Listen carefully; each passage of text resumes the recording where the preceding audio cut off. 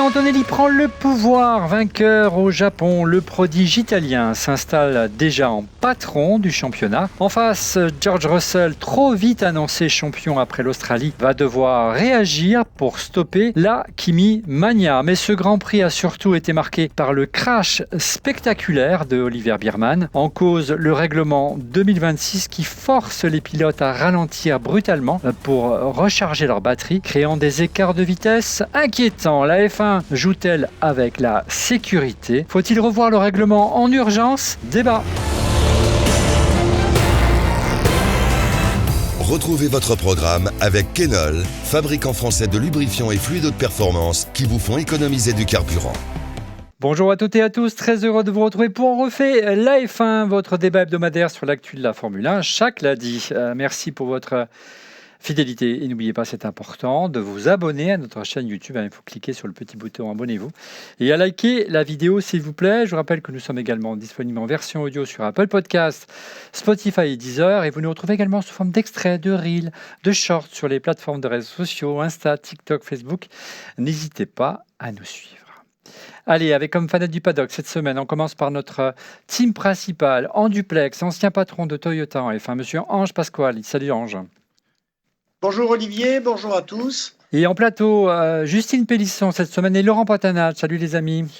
Hello tout le monde. Ça va bien? Très bien. Ça va. Très bien. Très bien. Très bien même. Et en duplex, Christophe Degrave. Salut Christophe. On ne se demande pas de qui tu es fan, je crois que c'est assez visible. Jolie veste, très jolie veste. Allez, avant de poursuivre, un mot sur le sponsor titre de l'émission, à savoir Kenol. Kenol, c'est le fabricant 100% made in France de lubrifiants haute performance conçus pour les moteurs les plus exigeants depuis plus de 30 ans. La marque développe ses huiles en lien étroit avec la compétition automobile, que ce soit en endurance, en rallye ou en circuit. L'ADN de Kenol, c'est simple, performance, fiabilité et innovation. Elle continue. Voilà, des valeurs qui parlent forcément à tous les passionnés de sport automobile. Merci à Kenol de soutenir. On refait la F1 cette saison. On n'a pas le t-shirt cette semaine, mais on sait que Red Bull aurait beaucoup besoin de Kenol, ça, c'est sûr. Ouais, ils auraient besoin d'un peu plus de lubrification. Un mot également au sujet de notre autre sponsor, à savoir Winamax, c'est le site Paris en ligne, Winamax, qui vous offre, comme chaque semaine, à tous les nouveaux joueurs, 2 bonus de bienvenue exceptionnels pour parier, pour découvrir vos avantages. Rendez-vous en fin d'émission dans la rubrique pronostic ou encore dans la description de la vidéo et au titre des annonces légales. Je vous rappelle que les jeux d'argent sont strictement interdits aux mineurs. Et je vous rappelle également que c'est un jeu et qu'il ne permet pas de s'enrichir et que ce n'est pas une alternative au travail. En tout cas, un grand merci également à Winamax qui sponsorise On refait la F1. Madame, messieurs. Radio check. Loud and clear. Allez, on commence par le débrief du Grand Prix. C'était le Grand Prix de quoi déjà? Le Grand Prix du Japon, bien sûr, avec vos tops et vos flops.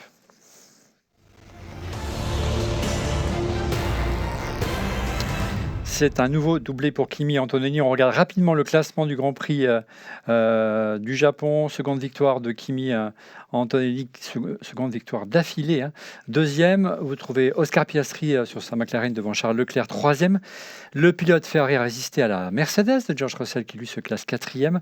Lando Norris est cinquième et devance Lewis Hamilton sixième. Premier français Cocorico, Pierre Gasly sur son Alpine est septième devant Max Verstappen, huitième sur sa Red Bull.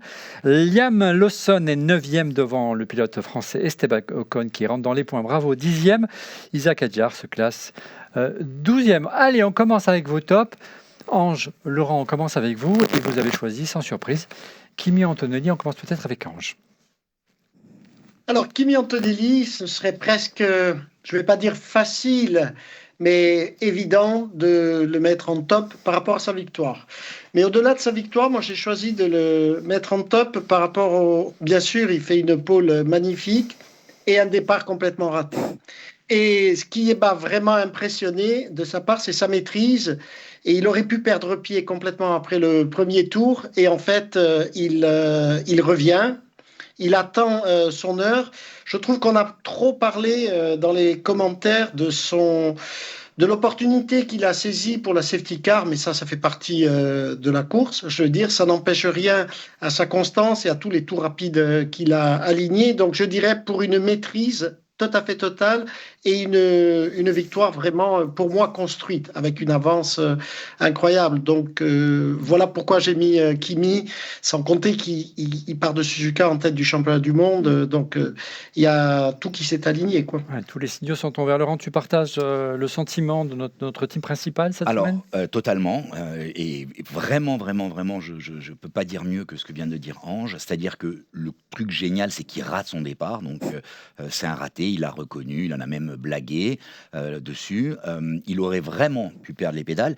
Et il a un coup de chance. Et en fait, il tire profit de cette chance. Parce un arrêt gratuit, grâce à la... Un demi-arrêt gratuit, on va dire. Puisque George Russell venait juste de s'arrêter, lui. Alors, George Russell, il a pesté, mais bon, c'est pas le seul. Et à la limite, c'était presque marrant qu'il peste. Non, ce qui est intéressant, c'est qu'il y en a plein d'autres qui ont eu un arrêt gratuit, qui n'ont pas réussi à tirer parti. C'est ça que je trouve intéressant. C'est en ça que je vais compléter ce qu'a dit Ange. Exactement. Tu vois, c'est là où je trouve que c'est top. Après, ça permet des anecdotes marrantes. Donc, c'est la première fois depuis 1953 qu'un Italien gagne 2 fois d'affilée. Donc, c'était Alberto Ascari. Il a moins de 20 ans. C'est interdit de boire de l'alcool au Japon. Et ils ont mis une bouteille d'autre chose que de l'alcool sur le podium. Je trouve ça excellent. Le plus jeune leader du championnat. Le plus jeune leader du championnat. 19 ans et 7 mois. 19 ans et 7 mois. Et je crois que le précédent, c'était Hamilton. Il avait 22 ans. Ouais. Donc, c'est un gros écart. Bon, après... c'est top. Il a fait. Moi, je l'ai trouvé solide. Il s'est envolé après. Tu vois, une fois qu'il était devant, c'était presque facile. Et pourquoi j'ai entendu beaucoup de commentaires négatifs en disant oui, mais il n'a gagné que parce qu'il avait eu cet arrêt gratuit. C'est aussi la course, ça fait rager quand ça arrive. D'ailleurs, on a entendu Russell qui pestait, qui hurlait dans le micro, mais c'est vraiment, ça se joue à un tour. Il a quand même fait la pole, Justine. Christophe, qu'est-ce que vous avez pensé de la performance de notre ami Kimi ? Est-ce que vous pensez qu'il a passé vraiment une étape, que cette victoire en Chine lui a fait un énorme bien et que là, il est porté littéralement ? Je ne vous ai pas revu depuis quelques semaines, mais c'est vrai que on en avait parlé, on s'était arrêté la saison dernière et on avait eu on parlait du fait est-ce qu'il va être capable de remplir les chaussures de Hamilton quand il avait fait cette première année auprès de Mercedes, et là je trouve qu'il est transformé. Et oui, moi je trouve le fait que ce départ a été raté, elle rend sa victoire encore plus belle. Il a fait une remontada exceptionnelle et je le trouve assez agressif, je le trouve en confiance, il prend des risques, mais en même temps tout est calculé, tout est maîtrisé comme disait Ange. Et je sais pas si je vais pas un deuxième favori, je vais pas changer d'écurie en cours de saison, je vous le promets, mais un petit coup de cœur. Ouais, ça fait vraiment plaisir de le voir parce que je pense qu'on a tellement spéculé et je n'ose imaginer la pression qu'il a dû subir quand tu remplaces Hamilton. Tu te rends compte à son âge, tu es dans l'écurie de Mercedes, tu as Toto Wolff qui fait plein de blagues, on faisait des spéculations sur le fait que Max était approché non-stop et en fait on a un nouveau leader qui est le plus jeune, qui est solide, qui est régulier, Ouais, moi je suis très heureuse. Alors Christophe, c'est pas un pilote Ferrari, mais ça reste quand même un pilote italien. On voit d'ailleurs qu'une Kimi Mania est en train de monter en Italie. En Italie, on l'a vu avec la Gazzetta dello Sport qui fait sa une sur Kimi. On sent que pour Russell, ça va être plus compliqué quand même cette année. Oui, clairement, tu as vraiment l'impression que Russell pensait cette année gagner pour lui parce qu'il a une voiture fantastique et qu'il est bien devant et que donc, de par sa maturité, il allait pouvoir passer devant Kimi aisément cette année, être champion du monde au moins une année et puis après, il aurait vu sans doute en fait ce qu'elle allait advenir de Kimi et de sa relation avec Kimi. Et là, il semble être aussi surpris que pas mal de personnes de la maturité de Kimi déjà, et puis globalement aujourd'hui c'est Kimi qui domine en fait et pas l'inverse, en tout cas sur les 3 premières courses. Bon, après on verra le reste de la saison, donc franchement Kimi en fait et sa maturité, bravo. Tu vois réellement et pertinemment, tu ressens en fait qu'il est capable d'aller encore plus vite parce qu'il commet des petites erreurs. On en parlait juste il y a un instant du démarrage, mais il fait aussi de la glisse quand même pas mal de temps en temps. Il rattrape, etc., etc. Et ça, c'est des choses qui vont sans doute s'effacer au fur et à mesure du temps. Et une fois qu'il sera à ce niveau de pilotage, en fait, je pense que peu de personnes, avec une bonne voiture en tous les cas, peu de personnes ne pourront l'arrêter, quoi. Oui, et même s'il a été bien aidé par la safety car, et on sent vraiment qu'il a pris en maturité, en tout cas cette victoire lui a servi de déclic cette semaine, et George Russell va avoir dur à faire. Il prend en tout cas la tête du championnat, on en reviendra dans un instant, sur le classement du championnat pilote puisqu'il est en tête. Christophe, quel est ton top cette semaine, sans surprise ? Alors mon top, c'est Charles Leclerc. Grande surprise, tout le monde sera étonné évidemment. Laurent, tu ne t'y attendais pas, j'imagine ? Pas du tout. Voilà. Mais donc Charles, oui, parce que je trouve que c'est vraiment un pilote incroyable en fait. Là, il n'a pas la meilleure voiture, donc il a la 3e meilleure voiture en fait, en tout cas sur la 3e course. Il y a McLaren et Mercedes qui a priori sont devant, et malgré tout en fait, il arrive à en tirer le plein potentiel. Il se bat contre Hamilton avec réussite, on le voit, hein, tu vois, sur la première et la 3e course, et puis surtout en fait, il défend comme j'ai rarement vu un pilote défendre, quoi. C'est juste dingue ce qu'il arrive à faire en fait comme défense face aux Mercedes qui essaient de passer, aux McLaren, etc. Franchement, il a toute mon admiration. Franchement, pilote extraordinaire. Tu n'as pas eu peur avec la passe d'armes à un moment donné parce qu'ils sont touchés avec Lewis Hamilton, hein? Effectivement, à un moment donné, je me suis dit, ça fait 3 courses que je me dis qu'ils vont se mettre dans le mur, et a priori, ça n'arrive pas. Donc, je ne veux pas leur porter le mauvais œil. Mais effectivement, par contre, ce qu'on a entendu en salle de cool-down, c'est que effectivement, ils se sont touchés au niveau du pneu et qu'ils pensaient même avoir une fuite. Une crevaison. Une crevaison. Donc là, heureusement, ça ne s'est pas déroulé comme ça, mais ils sont proches, quoi. Ils se battent vraiment. Pour l'instant, ça se passe bien, mais tu sens que ça monte entre les deux protagonistes chez Ferrari, et tant mieux. Hein, c'est du beau spectacle. Et puis heureusement qu'ils sont là. Quelque part, heureusement qu'ils sont là. Et d'ailleurs, en fait, il y a une grosse critique par rapport au Grand Prix de Suzuka au niveau de la réalisation, des prises de caméra, etc. Ça, on pourra peut-être en parler à un moment donné, mais entre autres, le fait qu'on ne voyait que Charles Leclerc, quoi, globalement. Bah oui, c'était le plus spectaculaire. En tout cas, une belle passe d'armes par rapport à Lewis Hamilton. Belle passe d'armes avec Russell, puisqu'il a résisté à Russell. Il monte sur le podium, Charles Leclerc, et Russell n'est que 4e. Ce qui a valu regarder une petite dédicace de son ingénieur de piste concernant la valeur ajoutée de la voiture de Leclerc. Elle n'est pas du côté du châssis, comme vous pouvez le voir. Je ne traduirai pas, mais vous aurez compris. Ange, pardon. Oui, Laurent. Il y a une chose qui n'a pas été dite par Christophe, et je suis étonné. C'est étonnant. Ouais, non, c'est que la Ferrari a résisté à la Mercedes. Oui, En fait, c'est la première fois depuis le début de la saison que dans un combat entre les deux voitures, la Ferrari résiste. Donc la Ferrari, on sait ça, qu'elle c'est grâce à la valeur ajoutée au niveau du calcif de notre ami Leclerc. Ce que je veux dire, c'est que c'est intéressant, même psychologiquement, c'est-à-dire que tu vois, à voiture inégale, puisqu'a priori la Mercedes est supérieure, on pourra avoir du beau combat. Et moi, quand j'ai vu Russell passer, je me suis dit c'est fini, il s'envole. Et de suite, il a repassé. Il l'a fait au moment où il fallait. Ange, qu'est-ce que tu as pensé? Est-ce que je peux faire Excuse-moi, Olivier. Est-ce que je peux faire le contradicteur Vas-y, j'allais te passer très la parole. léger sur ce que vient de dire Laurent? Alors, si je suis tout à fait d'accord avec ce que vient de dire Laurent, factuellement. Et alors, si on écoute les déclarations de Charles Leclerc la veille, qui nous explique que lui, par rapport aux autres, c'est lui le plus rapide dans les virages, mais que sa voiture ne lui permet pas et qu'il perd en ligne droite par rapport à ce déploiement d'énergie et tout. Alors regarde, donc, j'ai la citation, on va la passer, voilà. Tu reprends juste après. Regarde, la citation de Leclerc qui dit « Je ne comprends rien aux qualifications, c'est une blague, je vais plus vite. En virage, j'accélère plus tôt et je perds tout en ligne droite. » Voilà, j'étais coupé, mais on comprend mieux dans le contexte. Là, il parlait des qualifs.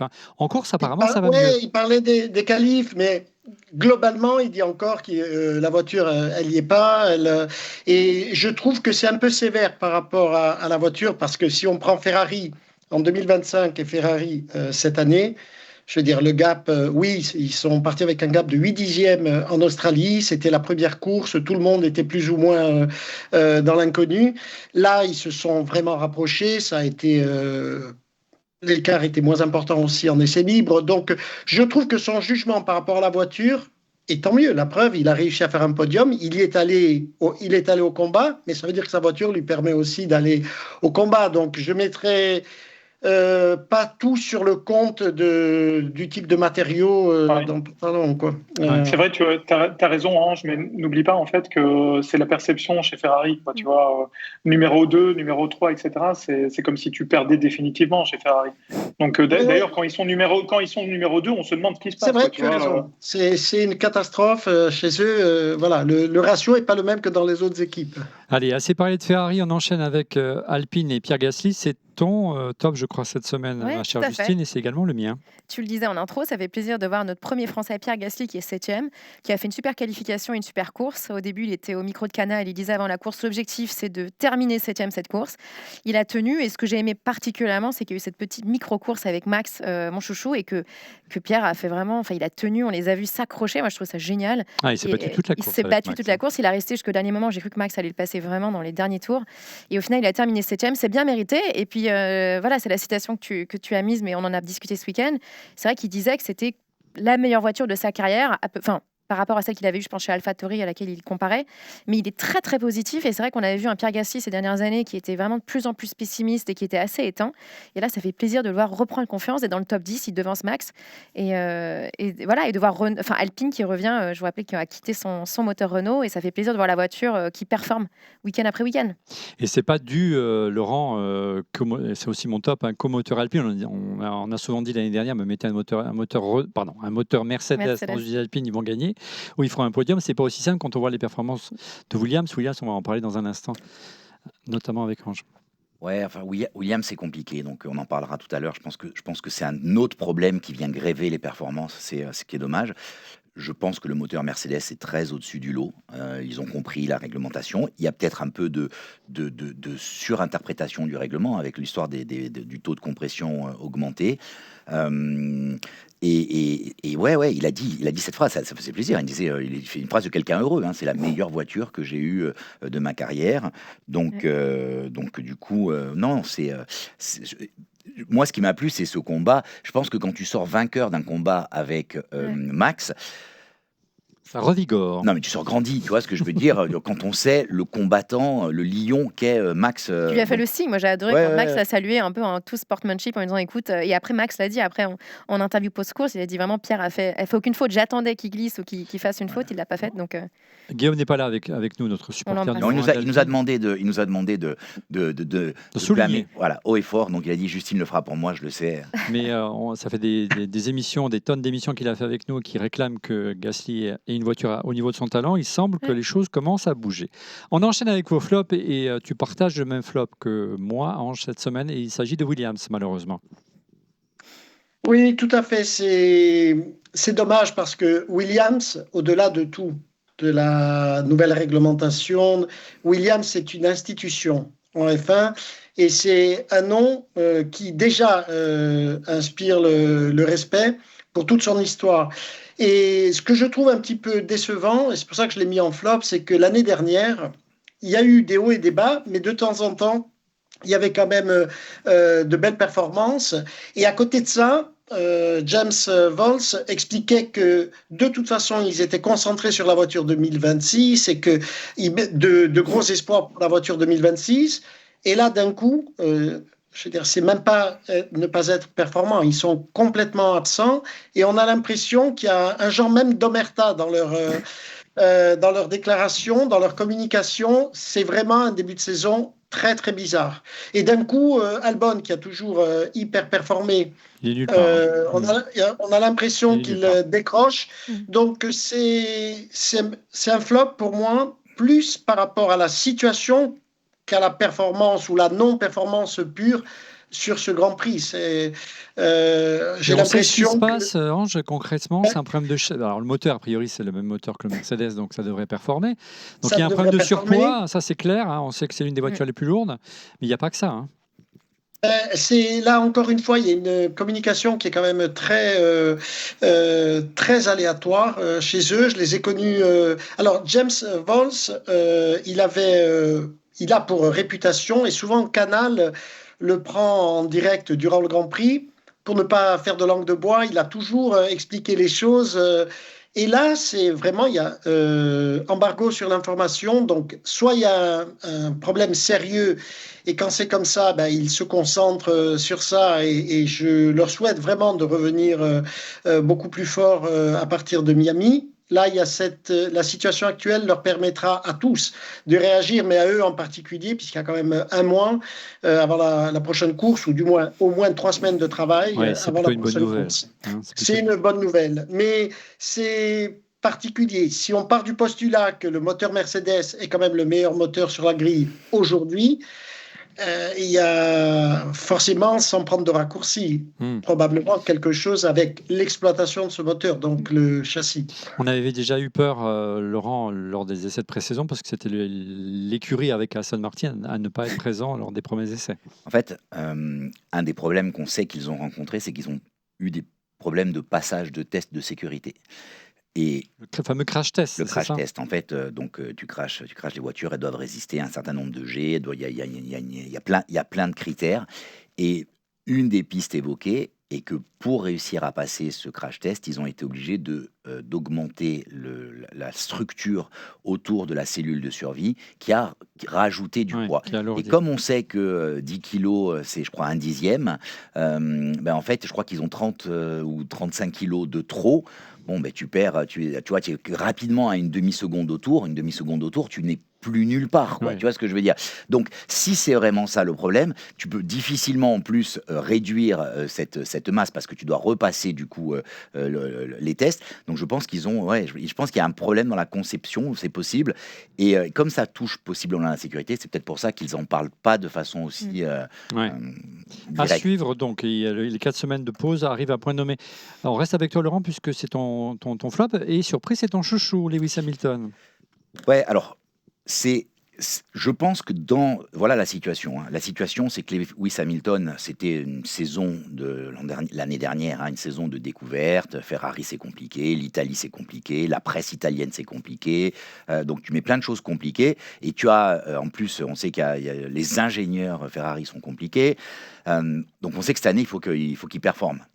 Et il a montré des choses plutôt positives, même lui, dans son expression, la façon de s'exprimer, il a montré des choses positives. Maintenant, On l'a vu là, il y a 15 jours, tout à fait, il a il fait est un monté sur le podium. podium. Maintenant, ce qu'il faut, c'est que il finisse devant le chouchou de Christophe systématiquement. C'est-à-dire qu'à partir du moment où il se retrouve derrière Leclerc et a fortiori quand il se retrouve loin derrière Leclerc, ce qui est en train de se passer, hein, tu vois, Leclerc est 3e, il est 8e, tu vois, c'est très très loin. Même si Leclerc a bondi et a fait un bon départ, lui aussi a fait un relativement Grâce au turbo. il a fait Petit un turbo de la Ferrari, qui aide relativement bien. bon départ. Mais tu vois, dans tous les combats qu'il a menés, il a été nulle part. Après, on a Tu es appris. déçu par la prestation. Je Il suis n'est pas au non, niveau d'un non. 7e champion du monde. Non, je suis inquiet par la situation. C'est pas tant Hamilton, c'est la situation dans laquelle se trouve Hamilton qui est pour moi un flop. Il faut qu'on sorte de ça. Maintenant, il a été dit qu'il a eu un problème de déploiement d'énergie. Donc toute la course, il aurait eu un problème de déploiement d'énergie. Et ce qui est un des problèmes, de cette réglementation, c'est que si tu as le moindre souci de déploiement, parce que quand on parle de déploiement, c'est au moment où est-ce que je le mets, c'est fini, ta course, elle est complètement foutue. Donc il y a un vrai sujet, mais on en parlera. On a 4 semaines pour en parler. Et je pense qu'il y a de quoi dire. Christophe, tu veux réagir aux propos de Lewis Hamilton ou Oui. Vas-y, je t'en prie. Je ne t'autorise pas. Je ne t'autorise pas. Par rapport à ce que dit Laurent, moi c'est surtout fan de Ferrari en fait. Donc après que ce soit Charles ou c'est ça. que ce soit Charles ou bien que ce soit Lewis ou Berman plus tard ou Kimi plus tard, ça me va, c'est très très bien quoi. C'est vrai que Charles, j'aimerais un jour l'interviewer. En fait, j'espère avoir la chance un jour de pouvoir le faire. N'est-ce pas, Olivier? Moi, je l'ai touché, souviens-toi. Non, mais blague à part, en fait, je pense que ce qu'on a vu sur cette course avec Lewis n'est pas révélateur de ce que Lewis peut faire dans la voiture aujourd'hui. Je pense plutôt que la deuxième course était beaucoup plus révélatrice et que je pense que ça va se reproduire dans l'avenir parce qu'il a quand même plus confiance en la façon de conduire cette voiture. Même Charles avait des difficultés, tu vois, effectivement, comme Ange le disait en qualification, etc. Donc voilà, maintenant, oui, effectivement, sur cette course-ci, Lewis, c'était la chose de Charles, quoi. Charles lui a dit, tu restes là, en fait, il est resté là, quoi. Il n'y a pas eu de tergiversation, il n'y a pas eu de négociation, quoi. Maintenant, Charles est un très bon pilote et Lewis également. La chose de Charles. Justine, Christophe, vous partagez le même flop et c'est en écurie de cœur. Je vous aimais que ce soit mon coup de cœur de la semaine.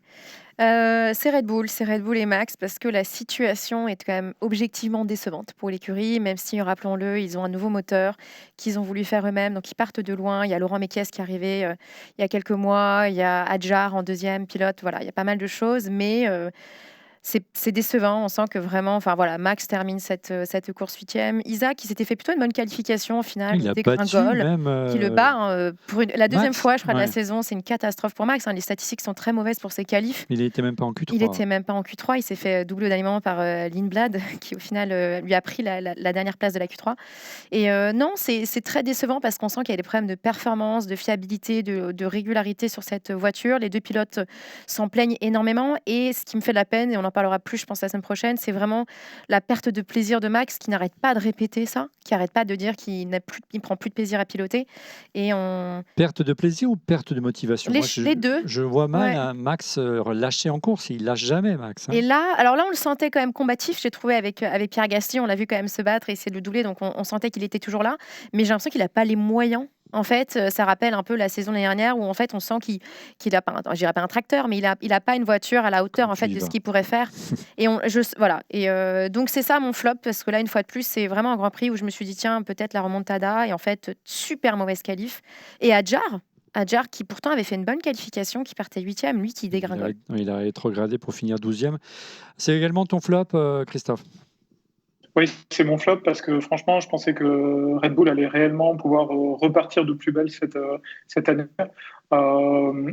D'autant plus en fait qu'effectivement il y a Adjar et que cette fois-ci, je pense qu'il y a un vrai second pilote en fait qui est capable réellement de beaucoup de choses dans la Red Bull. Je m'étais même dit à un moment donné en fait que peut-être qu'il allait pouvoir challenger quand même notre ami Max. Ce qu'il fait, mine de rien, il a quand même battu 2 fois en qualification, si je ne m'abuse. Donc voilà. Donc bravo à lui. Franchement, il fait sa place. Après, moi, je pense en fait que oui, ce sont des pilotes de valeur, mais comme beaucoup de pilotes, si on les met pas dans une bonne voiture, ben ça fonctionnera pas quoi. C'est pour ça qu'en fait, je disais très méchamment les années précédentes, en fait, Max, c'est un pilote moyen dans une très bonne voiture. Ok, j'exagère. Je pense que tu exagères. mais par contre, on n'est pas cadré champion du monde. j'exagère, par hasard, mais monsieur sincèrement, je ne pense pas qu'il Degrave. soit réellement.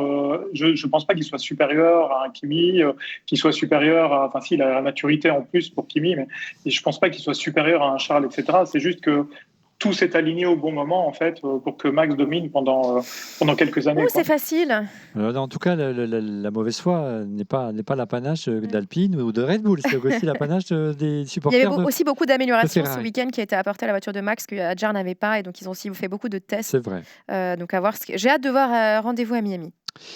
Alors, qu'est-ce que ça donne au niveau du classement des pilotes au championnat du monde? Kimi Antonelli prend la tête, bien sûr, des pilotes. On n'avait pas vu cela depuis 2005 et Giancarlo Fisichella pour un pilote italien en tête d'un championnat du monde, c'était chez Renault. Il devance son coéquipier George Russell avec 9 points d'avance. Troisième, on retrouve Charles Leclerc qui accuse déjà 23 points de retard, mais la saison est longue, suivi à un point de Lewis Hamilton, quatrième. Donc rien n'est perdu pour Lewis, Laurent. Lando Norris est cinquième sur sa McLaren, devant l'Australien Oscar Piastri, brillant second cette semaine. Sixième, donc Oscar Piastri au classement. Septième, on retrouve Oliver Biermann, malgré son crash au Japon, on va longuement en parler. Premier français, c'est Pierre Gasly, qui est huitième sur son Alpine, suivi de Max Verstappen, neuvième, et les Racing Bull de Liam Lawson, Isaac Hadjar, et la Racing Bull de Liam Lawson. Isaac Hadjar, j'y suis arrivé, est 12e avec 4 points du côté des Français. Esteban Ocon est 15e avec le point de sa brillante 10e place au Japon. Au classement constructeur, qu'est-ce que ça donne? Sans surprise, après 3 victoires en Grand Prix plus une course sprint, Mercedes s'envole en tête du championnat constructeur avec 135 points. Devant Ferrari, 90 points. Deuxième, troisième, l'écurie championne du monde en titre, McLaren, qui a près de 100 points de retard avec 46 points. As conserve la 4e place. L'écurie française Alpine remonte à la 5e place et devance Red Bull 6e, incroyable.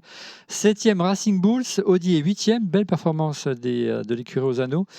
Devant Williams, Cadillac et Aston Martin, bien sûr, qui ferment la porte. Mais, Je l'ai pas mis en flop cette semaine, j'ai failli.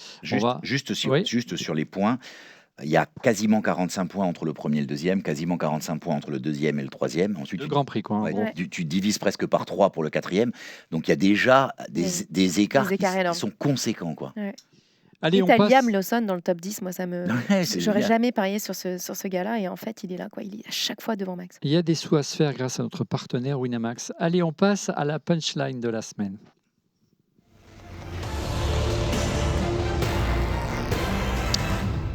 Paddock Punchline, chaque semaine, une phrase forte du week-end qui est signée cette semaine Toto Wolff. Regardez, qu'est-ce qu'il a dit ? Je pense qu'on devrait renvoyer Kimi Antonelli à l'auto-école pour lui apprendre à relâcher l'embrayage. Bon, c'est un bon mot, mais c'est peut-être un peu sévère, Ange. Disons que c'est au classement, au top 50 des punchlines. C'est pas, voilà, il a fait mieux quand même. Donc, je vois mal Antonelli louper son départ à ce degré-là. Donc, il y a probablement aussi, il y a certainement une part qui lui incombe et probablement une part technique, on va dire. Mais je pense qu'il a été un petit peu rapide dans la punchline. Mais voilà, il a fait cette punchline parce qu'ils ont gagné. Et peut-être qu'il n'aurait pas fait s'ils n'avaient pas gagné. Laurent, pour conclure. Alors, moi, je suis pas aussi. Alors, je sais pas que je veux défendre Toto Wolff, mais lors de l'interview post-course, la question qui lui a été posée sur les départs, c'est lui-même, immédiatement, Kimi a dit « Je vais mettre à profit cette pause pour m'entraîner au démarrage et régler le problème de l'embrayage. » Alors, il semblerait qu'il y ait eu un petit souci, il y a eu un petit quelque chose, ça a bruissé autour des équipes, mais on n'a pas. Moi, j'ai creusé un peu, j'ai pas réussi à trouver. J'ai entendu quelqu'un qui a dit que ça avait été dit. Suivre les Grands Prix sur place. Et, ouais. Mais pour nous, bon, et après, rappelez-vous Hamilton à Bakou qui a loupé le championnat du monde sur un bouton où il a fait un tout droit. Hein. Donc des fois, ça se joue. C'est une des phases. C'est comme l'avion. Les plus dangereux, c'est le décollage, l'atterrissage. Mais là, c'est le départ du Grand Prix. C'est pour ça qu'on est tous en haleine au moment du départ, quoi. Allez, on va aborder un sujet beaucoup moins léger. C'est le titre principal de cette émission, à savoir la réglementation de 2026. J'y suis arrivé. Est-elle dangereuse ?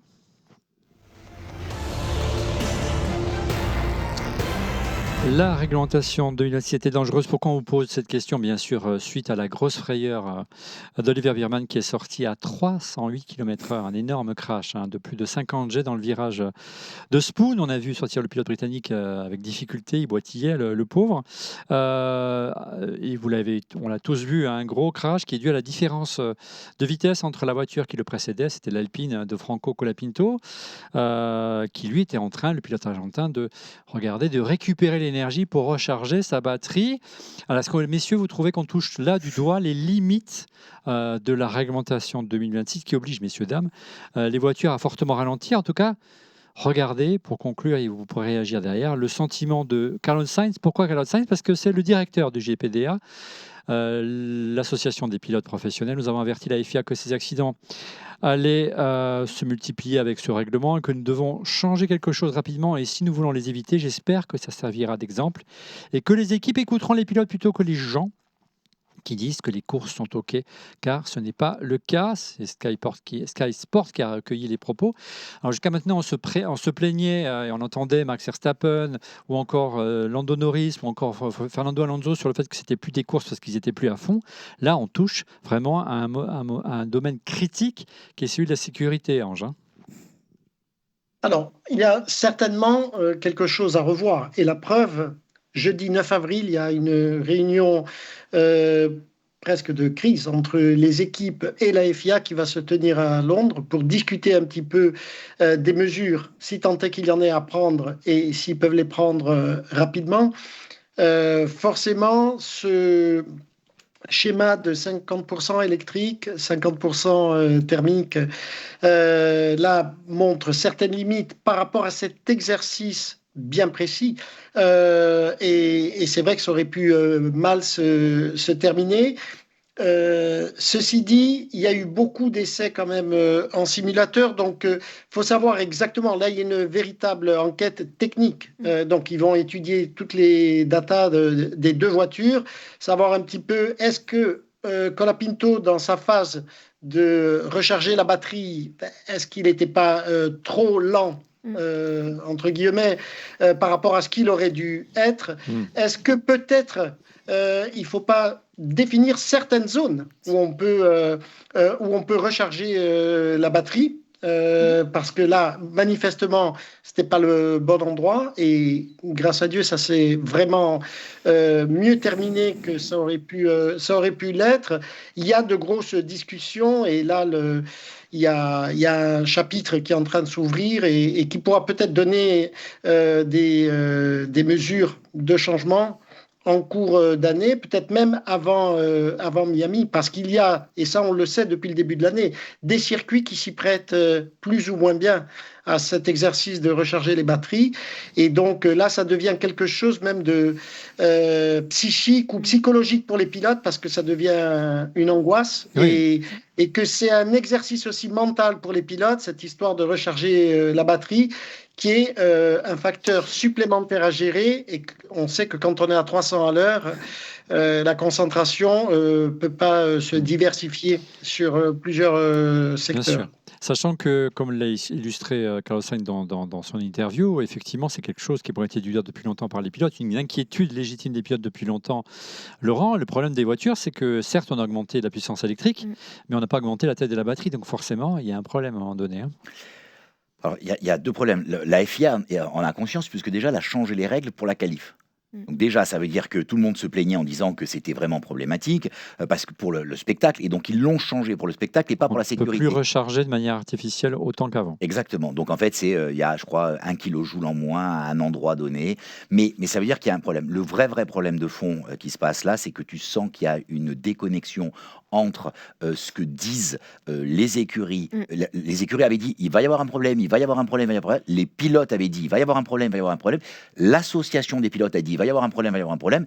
Et de l'autre côté, la réglementation écrite par la FIA et Formula One, hein, qui est le promoteur, tout le monde dit non, mais ça va aller, on va trouver, parce que ça a un énorme impact. Et le résultat, tu as raison de pointer ça, c'est que aujourd'hui, il y a un risque. Le pire truc qui pourrait arriver à la Formule 1, c'est un accident mortel. Même grave. Hein. Tu vois, ou même grave. C'est étonnant. Il est sonné, mais il est debout. Ouais. C'est là où on se rend compte que les Formule 1 résistent plutôt bien. Hein, parce que tu vois la vitesse de choc. Les images, si les gens n'ont pas vu les images il y a un photographe qui est en train de filmer, la voiture vient vers lui, il tombe. Quoi. Ouais. Tu vois, il tombe. Il a un boulet qui arrive à 300 km/h face à lui et qui s'écrase devant lui. Les images sont très impressionnantes. Et les tech pros font vraiment leur travail. Et disons que dans ce choc, sa chance, c'est que c'est un choc plus latéral que frontal. Ça aurait été peut-être différent si ça avait été un choc frontal. Ouais. Et tant mieux.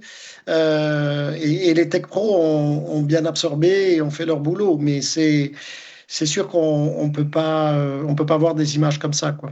Justine, est-ce que tu as le sentiment que la FIA ou Liberty Media peut-être est un peu trop omnibilée par le spectacle et par les audiences, quitte à ne pas assez écouter les pilotes? C'est assez récurrent dans l'histoire de la Formule 1. On se souvient dans les années 80, le bras de fer qu'il y avait eu entre les grands pilotes des années 80, parce qu'il y avait quasiment un mort tous les 15 jours, malheureusement, à cette période-là, qui ont carrément refusé de prendre le départ. Je pense les médias ont beaucoup mis ça en avant en disant que ça devenait vraiment un show, et c'est ce que dit Max depuis le début. Il est beaucoup critiqué pour ça, mais là, je pense qu'on l'écoute de plus en plus en disant qu'on veut vraiment privilégier ce show, les dépassements, la vitesse, mais du coup, la prise de risque. Et là, c'est vraiment ce que dit Ange, moi je rejoins totalement, c'est qu'à mon avis, il y a un problème de cadrage.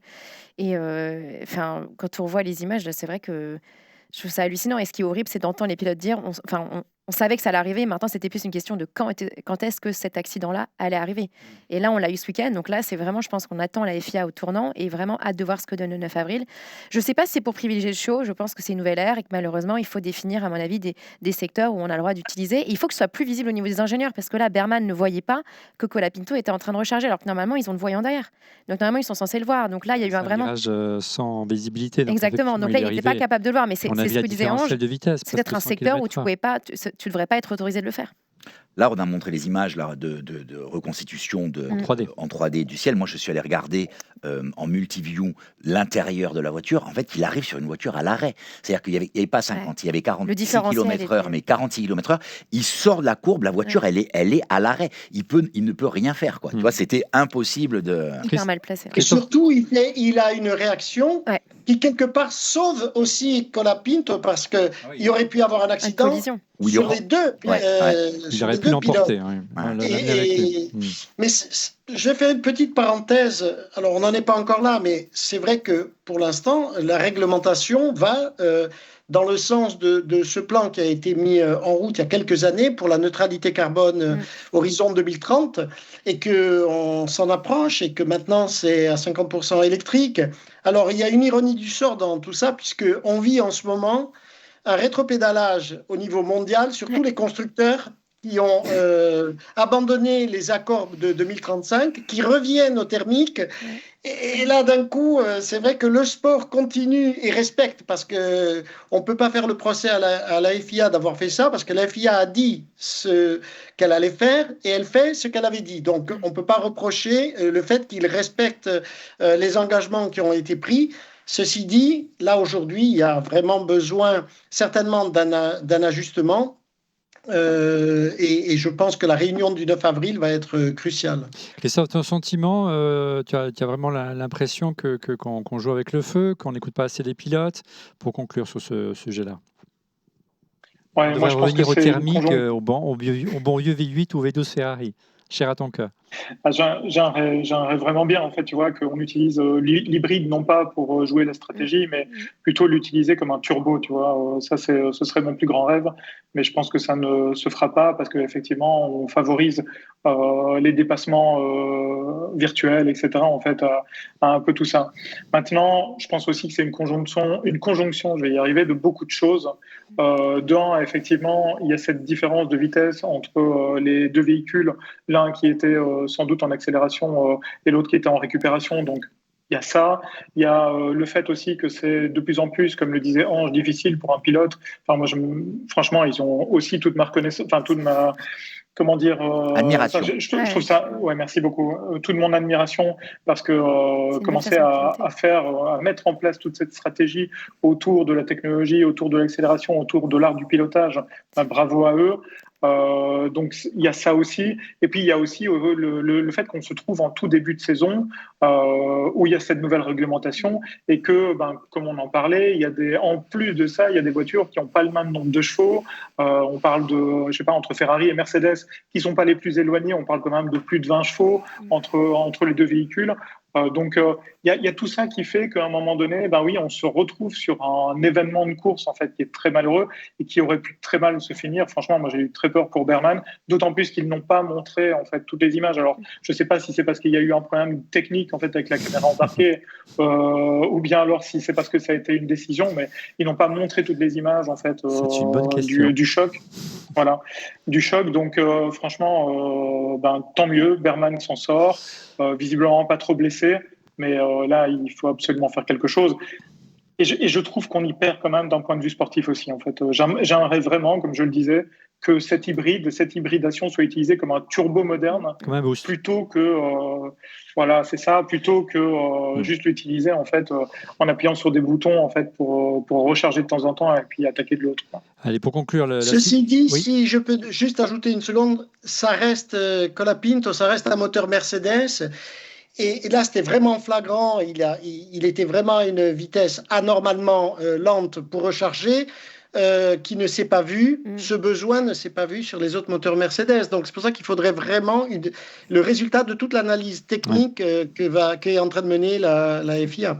Citation de Berman après la course. Il y avait un énorme écart de vitesse, environ 50 km/h, ce qui fait partie de la nouvelle réglementation. Il faut nous y habituer, mais j'ai aussi le sentiment qu'on ne m'en a pas laissé beaucoup de place, compte tenu de l'énorme surplus de vitesse que j'avais. Voilà, une nouvelle polémique qui va pas tarder à être relancée. On reviendra la semaine prochaine. On espère qu'on aura des infos à vous donner. En attendant, on passe au quiz F1.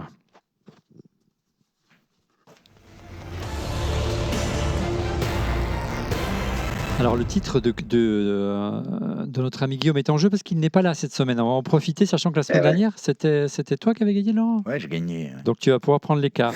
On va essayer de faire un classement à partir de la semaine prochaine. On voudra les classements d'émission en mission. Qui est en tête du classement mondial du quiz F1 ?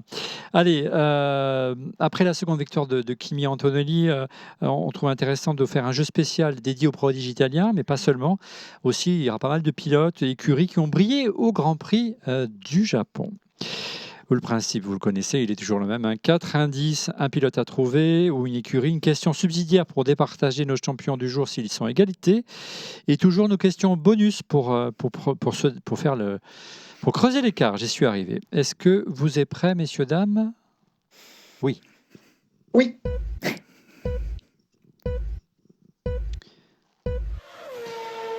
Je suis un pilote qui a brillé au Grand Prix du Japon. Je suis le 3e pilote japonais de l'histoire à monter sur le podium à Suzuka. Je suis le 3e pilote japonais de l'histoire à monter sur le podium à Suzuka. Ah, ils n'ont pas été nombreux. Non. Nakajima. Non, Nakajima, c'est bonne. Ça aurait pu être une bonne réponse, mais Le deuxième, c'est. c'était, Ah, putain, je vois sa tête, c'est horrible. c'était en 2012 pour l'écurie Sauber. Comment il s'appelle ce pilote? Je vois. Ah, c'était pas. Ça peut pas être Kobayashi. Oui, Oui, Ah, Kobayashi, bravo. c'est ça. Kamui Kobayashi. Oui. Kobayashi, elle en a fait tomber sur son téléphone, Justine. Je suis le dernier pilote officiel japonais au volant d'une F1 japonaise. C'était la Toyota que tu connais bien, Oui. mon cher Ange. Et Kobayashi que je connais bien. Et j'ai aussi. remporté les 24 heures du Mans pour Toyota en 2021. Comment ça va la régie? Est-ce que vous êtes avec nous? Non. Ça va, ça va. Si, on est là. Vous comptez, hein? On compte, mais je crois que je peux pas accorder le point, malheureusement. ouais. Mais pourquoi? Si, je lui Une donne, double je lui donne mon point. Il a répondu 2 fois. Je lui donne, je lui donne. l'ami Ange. Misère. Si. Ouais. Bon, Ah désolé. ouais. Ouais. C'est ma seule chance cette fois-ci, il n'y a pas Guillaume. Bon, tout le monde est à zéro. C'est alors. ma seule chance d'exister dans ce jeu. On n'a pas fini avec le Japon, rassure-toi. Je suis un pilote ayant brillé au Japon. Alors, une particularité, c'est une particularité physique. J'ai un samouraï tatoué dans le dos. Énorme, hein, d'ailleurs, le samouraï. Allons. Pardon? C'est pas Alonso? Oui, Oui, Alonso, j'ai vu une photo. Alonso, bonne Ouais. réponse de Justine. J'ai gagné à 2 reprises ça le sur Grand Prix Instagram, du ne demandez Japon. J'ai remporté la victoire sur une Renault, mais aussi sur une McLaren, et je suis double champion du monde. Le grandissime Fernando Alonso, bien sûr. On n'a pas les mêmes références. La régie, vous accordez cette fois-ci ou pas? Bien sûr, c'est 4 points, ça. Je crois qu'ils ont une petite Pour un faiblesse pour tatouage. Justine, c'est pas Pour un bien. tatouage, j'ai honte. Ange, il faut porter réclamation. Ouais, il y a... Désolée, Ange, on n'a pas la même culture. ouais, c'est ça. J'ai honte. Je suis un pilote ayant brillé au Japon également. En 2012, à Suzuka, j'annonce prendre une retraite définitive. En deux- Raikkonen. Non, c'était beaucoup plus Tu tard. réponds trop vite. Trop En vite. 2012, à Suzuka, j'annonce prendre une retraite définitive. Je suis le recordman des victoires à Suzuka. Schumacher. Michael Schumacher, bonne Schumacher, réponse Ben oui, de Laurent Pantanache. Et j'ai offert à Ferrari mon premier titre depuis 21 ans à Suzuka. Là, ça va faire autant bientôt si ça continue comme ça, n'est-ce pas, Christophe? Et je suis septuple champion du monde, le mais grand pas que c'est- Michael Schumacher. Ça donne quoi en Suzuka. régie? Bah, Justine est toujours en tête avec 4 points. Oh. Et Laurent rattrape avec 3. Alors, Ange, c'est pas fini parce qu'on arrive aux questions bonus. Et les questions bonus, c'est 4 points d'un coup. Attention. Ah. Alors, une question pour Kimi Antonelli. Oui. Kimi Antonelli a signé son premier doublé ce week-end. Qui était le dernier pilote italien Ascari. Tu l'as dit tout à l'heure, alors. a signé un doublé 53. Ascari. Régie qui a répondu. Ouais, le là, premier. c'est Laurent. Ah, c'est Laurent, il n'y a pas photo. Et il n'est pas aidé, Ange, hein, par la visioconférence. C'est Ben sûr. oui, il y a un petit, Mais Laurent l'avait il y dit a en un entrée. petit décalage horaire là. Ouais, c'est clair. Ça donne quoi en régie? Bah, si on considère que ça vaut 4 points, ça fait 7 Ouais. points pour Laurent. Ouais, Aïe, Laurent aïe, aïe. se détache là. Oh là là. Une autre question dédiée à Kimi Antonelli. Lors de sa première victoire en Chine, Kimi Antonelli a célébré sa victoire en tendant le pouce sur la ligne d'arrivée. Oui, il voulait faire Usain Bolt et il a fait. C'était vraiment au volant. Hein. À quel pilote rendait-il hommage qui avait l'habitude de faire ça? Ça remonte il y a quelques années. Il y a même très longtemps. Pas tous en même temps. Christophe! Ayrton? Non.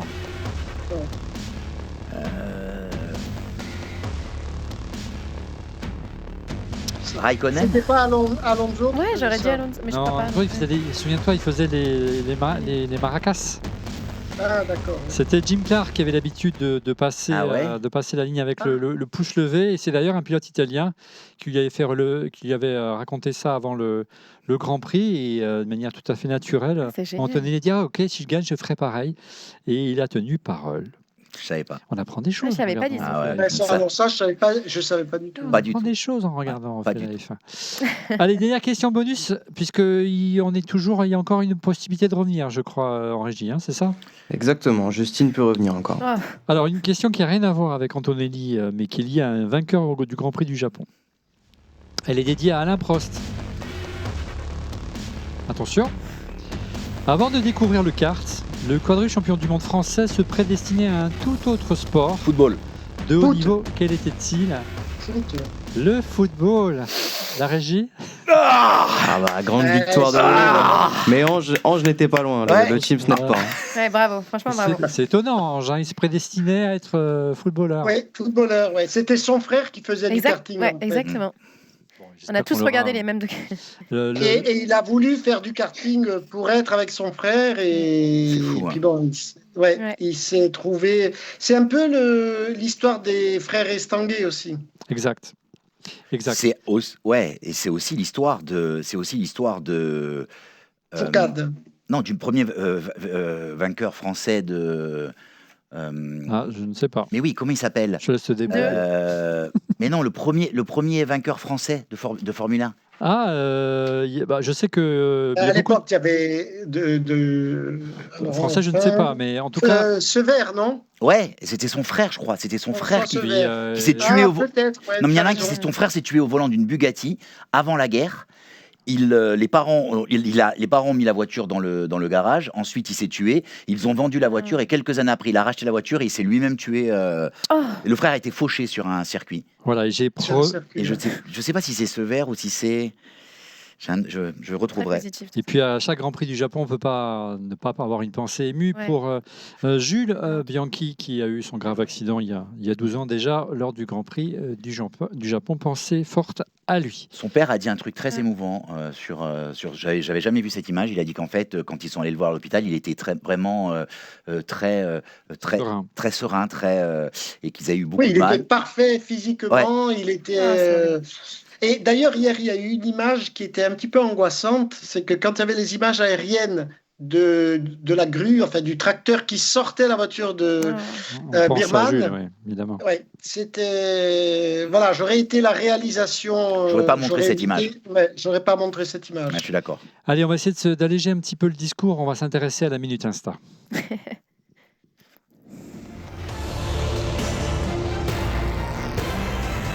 La Minute Insta, un des moments volés sur les réseaux sociaux. On commence du côté de Ferrari. Regardez, on attend de grosses évolutions pour Miami, mais les nouveautés ont été aperçues déjà au Japon, à commencer par le célèbre aileron Macarena. Regardez, c'était l'attraction du paddock ce week-end.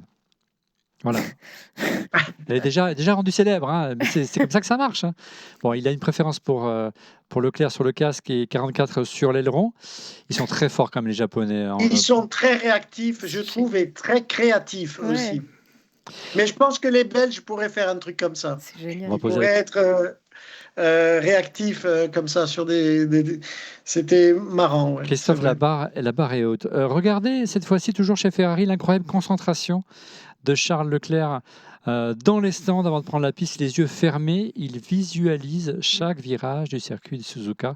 Tu le disais, ils ont tellement de choses à gérer qu'il faut un niveau de concentration juste incroyable, surtout avec des courses à rallonge de près d'une heure et demie aujourd'hui. Dernier instant de la semaine, on dit que la F1 a été décriée, qu'elle est trop jeu vidéo. Ça a inspiré pas mal de créateurs sur les réseaux sociaux. Voici la version Super Mario Galaxy. Ce qui est amusant, c'est qu'ils ont adapté les têtes des pilotes avec le look du célèbre plombier de Nintendo. Regardez avec le petit nez rond et J'adore. et la moustache. On voit Gasly là, ou encore Colapinto. C'est vraiment très réussi. On fait des trucs aujourd'hui avec l'IA, juste incroyable. Attention aux contrefaçons, bien entendu.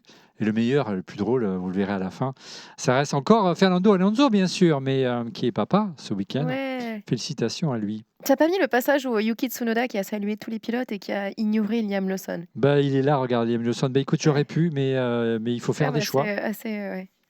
Et on arrive doucement à Fernando. Regardez Oh, comme il est beau. waouh. Allez, on passe à vos pronos, si vous voulez bien, à vos T'as pronos. coupé sur Max. Bah ouais, j'ai coupé sur.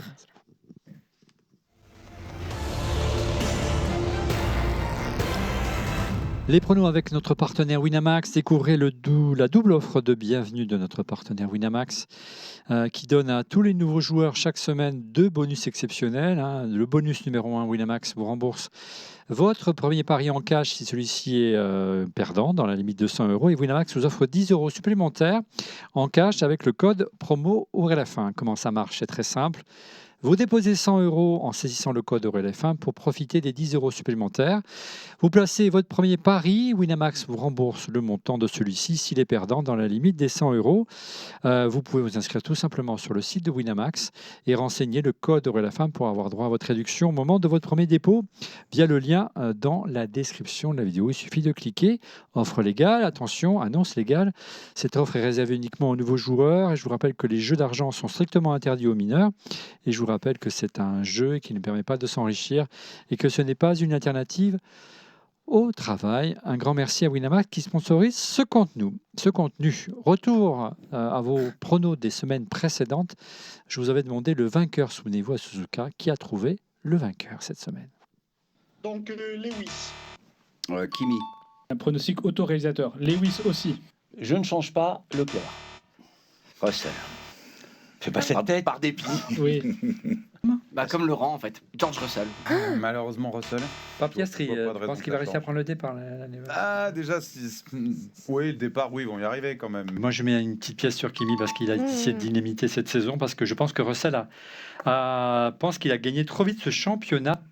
Ah ouais. On est quelques-uns à avoir trouvé. Alors, sachez que sur Winamax, vous pouvez parier le gagnant, le second, le troisième ou le podium. On essaiera de faire le podium la semaine prochaine. Petite blague. Je crois avoir le second quand Oui, même. c'est vrai. Ouais. Petite. Pas facile à trouver le second. Petite consolation. Ouais. Non, mais petite blague sur Piastri. Lors de l'interview, on lui a demandé alors, finalement, vous en avez pensé quoi? Il a dit quand on arrive à démarrer la voiture, finalement, elle marche pas si mal. J'ai trouvé la phrase exceptionnelle. J'adore Ça, c'est les punchlines que j'aime bien. Mais ouais. Il fallait me la donner avant l'émission. J'ai vu trouvé cette phrase exceptionnelle. Allez, place à présent à vos pronos pour le Grand Prix de Miami. Je sais que c'est dans 4 semaines, mais il va falloir vous creuser les ménages.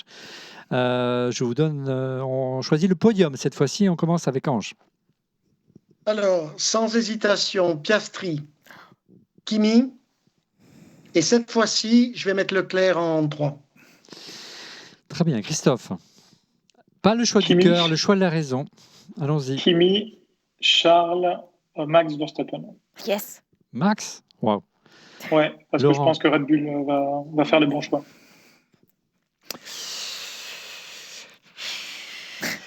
Alors, j'hésite vraiment. Kimi, Lewis, Charles. C'est osé, hein? Oui, c'est osé. Moi, j'adapte le tien, Christophe. Moi, je mettrais Charles, Kimi et Max. Ah, mais moi, je vais jouer. J'essaie de faire une grosse cote pour gagner un peu de sous. Je vais jouer Lando Norris en première place. Et oui, suivi de Kimi en deuxième place et d'Oscar Piastri, troisième. Pas mal. Voilà, on va voir. On verra. En zone N'oublions rendez-vous. pas la pole position de Kimi l'année dernière. Oui, c'est vrai. Non, mais, Et la course qu'a fait Piastri aussi. Voilà. Allez, c'est la fin de Refait la F1. Merci de l'avoir suivi. Rendez-vous donc lundi prochain pour une émission spéciale Red Bull consacrée notamment à Max Verstappen et son avenir. Soyez au rendez-vous sur nos chaînes YouTube, Apple Podcasts et Spotify. Un grand merci bien sûr aux parrains de cette émission, à savoir Winamax et Kenol, le fabricant 100% Made in France de lubrifiants. Haute performance conçue pour les moteurs les plus exigeants. Et pour être prévenu en temps réel de la mise en ligne de l'émission, je vous invite bien sûr à vous abonner à notre chaîne YouTube. On refait la F1 en cliquant sur le petit bouton. Et n'oubliez pas, Justine, les pouces. Le petit pouce, c'est important. Ciao les amis et vive la F1. Salut. Au revoir tout le monde.